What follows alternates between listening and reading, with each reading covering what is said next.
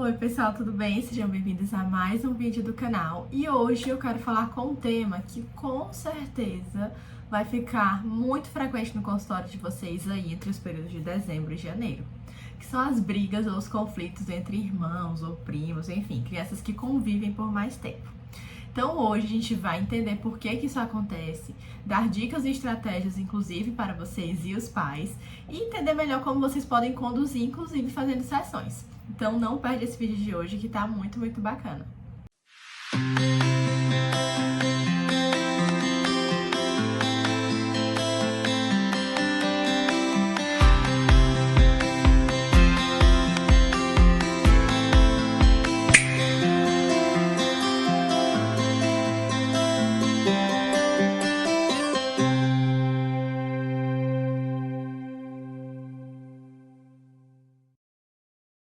Mas antes de começar o vídeo, não esquece de se inscrever, curtir e ativar o sininho, que toda semana tem vídeo novo aqui no canal, das dúvidas que vocês me mandam lá no Insta, @psivalescaromão, e também no nosso grupo do WhatsApp, que eu vou deixar o link aqui na descrição, embaixo, na legenda, para que vocês entrem e tenham acesso a materiais, dicas, sorteios, enfim. É um grupo bem bacana, então se faz sentido pra você, tenho certeza que você vai aproveitar. Agora sim, vamos para mais um vídeo. Pessoal, a primeira coisa que eu quero explicar para vocês, e a explicação que eu vou dar aqui, é algo que vocês vão utilizar, vocês vão poder utilizar no momento em que vocês forem orientar os pais quando eles chegarem com essa demanda. Porque é quase certeza, se você tem um pacientinho, criança, enfim, que tem um irmão ou um primo que convive mais, os pais vão trazer esse relato em algum momento.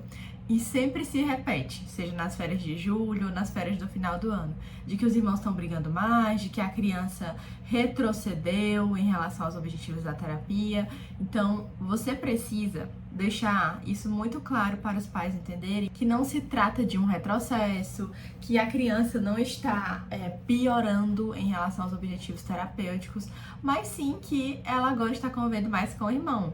Então, vamos imaginar que uma criança que estuda meio período, seja pela manhã ou pela tarde. Então, de um dia inteiro ali, que tem 3 turnos, meio período, né, na verdade, um turno, ela tá na escola, então ela tem menos contato com o irmão. O outro turno é o período ali que eles ficam juntos e à noite, normalmente, as crianças dormem cedo. Então, eles convivem muito menos. Agora, no período de férias, as crianças passam o dia em casa, elas dormem mais tarde, então essa rotina é toda modificada e eles passam mais tempo juntos, sem rotina, enfim, sem horários específicos. Então, tudo isso vai mexendo ali com a dinâmica familiar. Então, é super comum que mais conflitos surjam. Essa é a primeira coisa que você vai explicar para a família.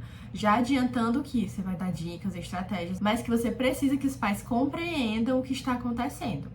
A segunda coisa, gente, é que assim, as crianças normalmente, elas têm idades diferentes. Então, uma criança menor, ela vai ter dificuldade de se regular emocionalmente diante de um conflito. Então, ali naquele contexto, provavelmente as crianças terão habilidades diferentes para resolver as coisas. E aí isso pode novamente causar, enfim, conflitos e brigas. Então, é muito importante que você fale para os pais que as crianças, além de passar muito tempo juntas, então, só fazer uma conta simples. Se eles passavam uma tarde juntos e tinham ali 1 ou 2 brigas, agora eles vão passar o dia juntos, então vão ter tipo o dobro de discussões às vezes, né? Então é como realmente uma proporção matemática, quase isso. E aí é importante colocar isso para os pais e definir e tentar entender quais as funções dessas discussões. Então esse é o terceiro ponto. Então o primeiro é explicar para os pais que devido ao aumento de horas de convivência, isso é comum acontecer. O segundo ponto é de que as crianças têm habilidades, inclusive emocionais, diferentes, e aí por isso pode entrar em conflito na hora de resolver. E terceiro é que os pais vão precisar ter um olhar mais técnico para essas situações, para não reforçar alguns padrões que normalmente causam ainda mais conflitos. Um padrão super comum é os pais pedirem para o filho mais velho ceder para o mais novo. Ah, deixa, é o teu irmão, é pequeno, enfim. E aí isso vai aumentando o conflito, aumentando o distanciamento. Então, várias outras coisinhas que eu vou falar aqui no vídeo de hoje. Então vamos lá, a primeira regra que os pais podem inserir em casa logo no início das férias são regras de convivência. E se você quiser fazer isso também no contexto da terapia, junto com eles, é muito importante que isso seja feito em conjunto, para que a própria criança concorde com ali tudo que vocês estão falando. Então você pode colocar, né, os pais colocar ali num papel o horário que cada um vai poder utilizar a televisão. Então, por exemplo, se os pais só confiam que a criança assiste TV na sala, porque é um ambiente aberto e todos podem ver o que a criança está assistindo, então vamos definir horários, porque se uma criança de 8 anos gosta de um desenho, a de 6 gosta de outro, então assim, deixar a TV aberta, no sentido de que eles vão poder escolher a qualquer momento, com certeza vai ter um conflito.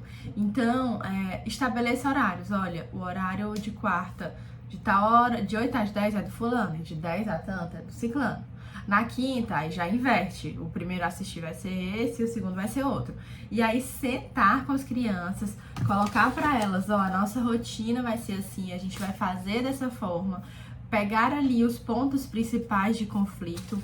Então, eu tenho crianças assim, né? As brigas mais comuns são em relação à TV, essa questão de dividir TV, a questão de brinquedos, a questão de vagas no carro. Então, quem vai sentar perto da janela? Então, quando você consegue definir um cronograma para isso, as coisas melhoram bastante.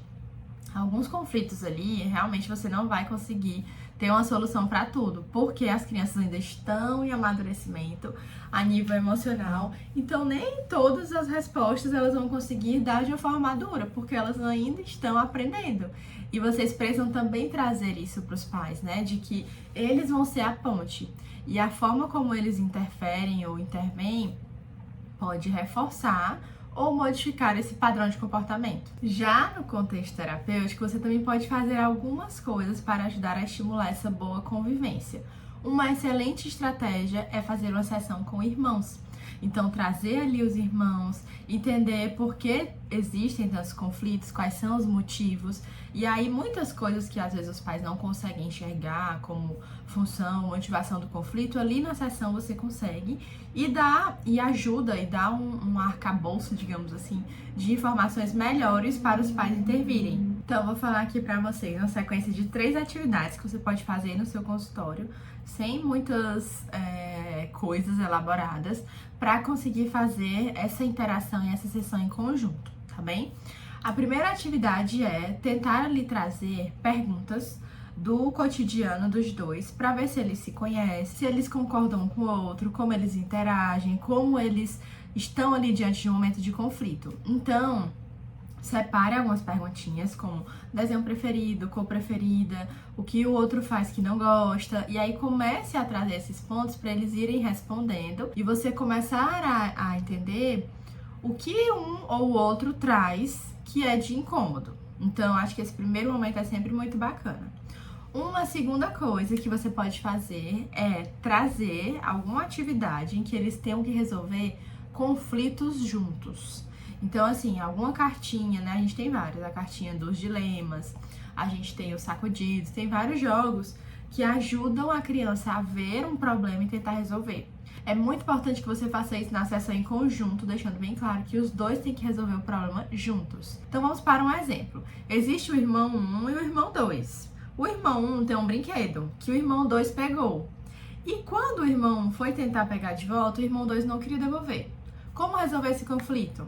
Então, você pode, inclusive, criar cartinhas, situações em que a criança ou as crianças vão ali se deparar com coisas que acontecem na rotina e no dia a dia delas e que, assim, ajudam a criar um maior repertório. Então, esse segundo ponto, assim, de atividade é excelente porque você vai dando um repertório melhor ali para eles diante das situações. E a terceira sugestão é muito bacana porque desperta ali uma outra percepção nas crianças. Eu vou até ler para vocês aqui as perguntinhas que eu separo normalmente quando eu faço esse momento com eles, né? Que é o semáforo da convivência. Então, eu desenho 3 círculos, um vermelho, um laranja e um verde. E em cada um deles eu faço uma pergunta, certo? A gente começa sempre do vermelho pro verde, porque no vermelho a gente tem o conflito, a dificuldade. E aí a gente vai tentando resolver, tá? No vermelho, você pode perguntar para eles: o que vocês fazem quando estão prestes a brigar? Tipo, como é que o corpo de vocês fica? comporta, como é que o corpo de vocês fica, como é que vocês reagem, o que é que vocês sentem. Vamos observar os sinais aqui de quando o outro já tá entrando ali num ponto de que sinal vermelho, quando passar daqui, coisas boas não vão acontecer. E aí eles vão anotando, certo? Em seguida, na parte laranja e amarela, você pode perguntar para eles: o que posso pensar ou dizer para me acalmar? E aí eles vão ter estratégias diferentes, né? Então isso já vai ampliando o repertório de autorregulação. E por último, o que posso fazer para resolver sem brigar? Então aqui você vai trazer estratégias para que as crianças consigam ali tentar resolver sem ter que escalar esse conflito.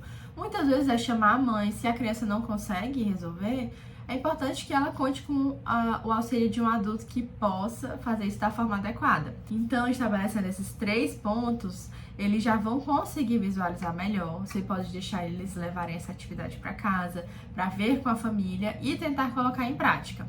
Lembrando que, gente, as crianças ainda estão em formação a nível cerebral. Então, mesmo que você faça a sessão, descreva tudo, detalhe, faça regras de convivência, possa ser que ainda hajam conflitos e você precisa deixar isso claro para as famílias, para alinhar expectativas. Porque muitas vezes a família acha, fez uma sessão, então isso vai resolver tudo. Mas não é assim que funciona, né? Então a gente precisa alinhar essa expectativa e deixar tudo isso muito claro para a família. Pessoal, e é isso. Eu sei que conflitos entre irmãos pode ser muito desafiador, principalmente quando os pais já estão exaustos. Mas você pode ser aí essa chama de esperança para que a família consiga se regular novamente. Então, se você gostou desse conteúdo, não esquece de compartilhar com a sua amiga psicóloga, que também pode se beneficiar. E também queria te convidar para o nosso grupo de supervisão, em que a gente traz temas como esses de uma forma bem mais aprofundada, incluindo discussões de casos reais. Então, vou deixar o link aqui do WhatsApp para você entrar em contato e ver e entender melhor como funciona o nosso grupo, que hoje só cresce. E eu sou muito grata por isso. E é isso, gente. Um beijo e até o próximo vídeo.